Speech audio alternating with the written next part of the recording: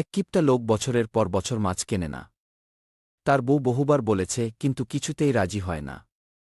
একদিন বউ রাগ করে বলে, মাছ না কিনলে আমি বাপের বাড়ি চলে যাব। ভয়ে লোকটা হাটে গিয়ে অনেক খোঁজাখুঁজির পর মাত্র ৫টি পুঁটি মাছ কিনে আনে। বউ তো মহাখুশি। বছরখানেক পর তো মাছ এলো, সেই ৫টি মাছ যত্ন করে ভেজে।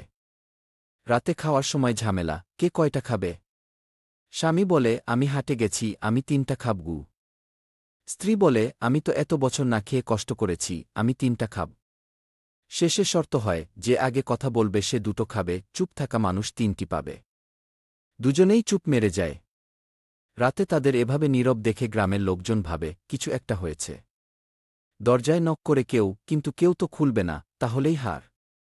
গুজব ছড়িয়ে পড়ে, ওরা মারা গেছে। গ্রামের মাতাব্বরসহ ৪জন মিলে লাশ দাফনের জন্য খাটিয়ায় করে গোরস্থানে নিয়ে যেতে থাকে।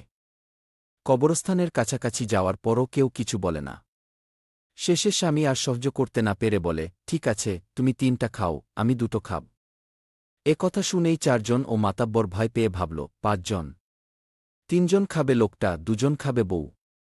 আমরা তো ভূতের পেটে চলে যাব। তারা ভয়ে লাশ ফেলে দৌড়ে পালিয়ে যায়।